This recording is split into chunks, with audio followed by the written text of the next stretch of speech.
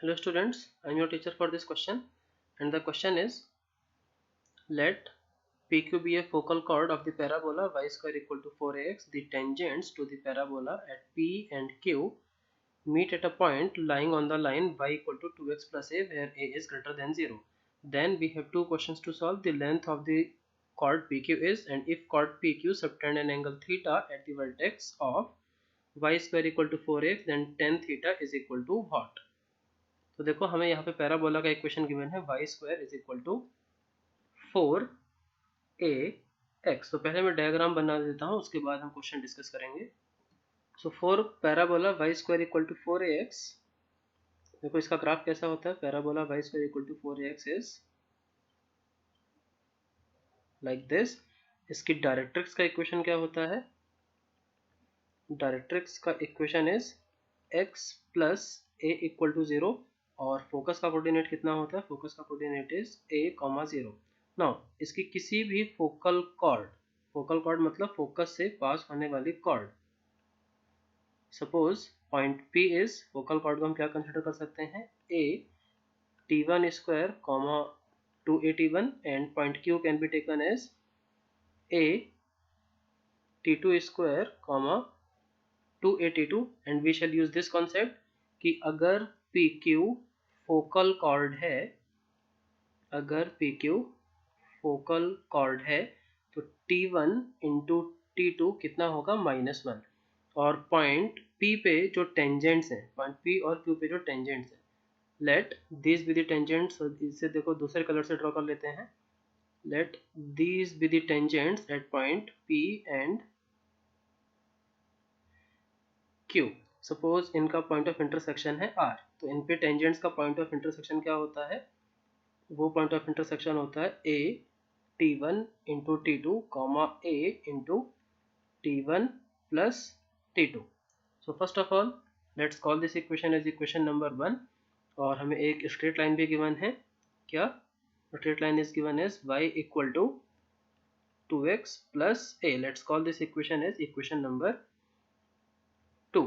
तो हमने point P को कंसिडर कर लिया है कितना? at1 square 2at1, and point Q को कंसिडर कर लिया at2 स्क्वायर 2at2।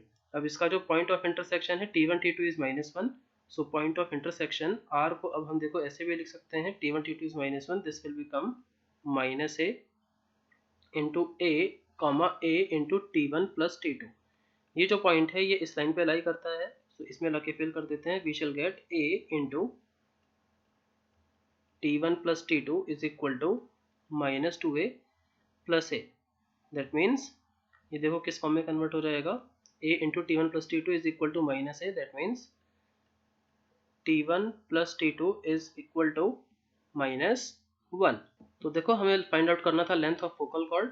अभी मैं फॉर्मूला भी लिख देता हूँ कि अगर PQ कोई फोकल कॉर्ड है तो लेंथ ऑफ फोकल कॉर्ड कितना होता है? a into t1 minus t2 whole square. तो यहाँ पे देखो लेंथ ऑफ फोकल कॉर्ड कितना हो जाएगा? Length of PQ will be a into t1 minus t2 whole square, और इसे हम ऐसे भी लिख सकते हैं a into t1 plus t2 whole square minus 4 t1 t2। so this will come out to be equal to how much? a into t1 plus t2 whole square is 1, and t1 t2 is -1, so this will become +4। तो length of focal cord कितना आता है? देखो length of focal cord PQ is equal to 5a। That means for question 1, देखो इसे मैं लिख देता हूँ आंसर 1 के लिए कौन सा ऑप्शन करेक्ट है? आंसर 1 के लिए ऑप्शन नंबर 2 इज करेक्ट। अब देखो हमसे बोला गया है कि ये जो फोकल कॉर्ड PQ है ये वर्टेक्स पे थीटा एंगल बना रही है। अब देखो इसके लिए दूसरा एंगल मैं ये यूज कर लेता हूँ, दूसरा colour, suppose red colour. This angle is theta. तो हमसे पूछा गया है कि tan थीटा कितना होगा if this angle is theta. Now let me tell one more fact about the parabola कि किसी भी फोकल कॉर्ड के एंड पॉइंट पे जो टेंजेंट्स होती हैं, किसी भी फोकल कॉर्ड के एंड पॉइंट पे जो टेंजेंट्स होती हैं, उनका पॉइंट ऑफ इंटरसेक्शन हमेशा डायरेक्ट्रिक्स पे लाई करता है। और वो टेंजेंट्स हमेशा क्या होती हैं, परपेंडिकुलर। तो इसका मतलब जो एंगल थीटा हुआ वो एंगल क्या हो गया, theta angle is obtuse, theta is obtuse, क्योंकि ये अपने, देखो अभी मैंने पॉइंट आर जो है वो डायरेक्ट्रिक्स से बाहर बनाया because I had to took the generality of the question, तो डायरेक्टली मैंने नहीं बताया, but now I am telling you the concept कि पॉइंट आर जो है वो डायरेक्ट्रिक्स पे ही लाई करता है। और देखो पॉइंट आर जो है वो माइनस ए है और डायरेक्ट्रिक्स में x equal to minus a होता है।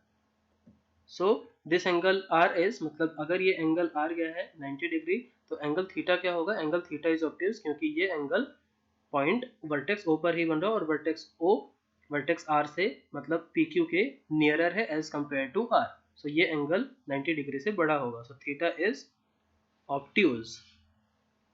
अब देखो, अब हम फाइंड आउट कर लेते हैं पहले slope of OP, slope of OP और slope of OQ find out कर लेंगे, then we shall get tan theta.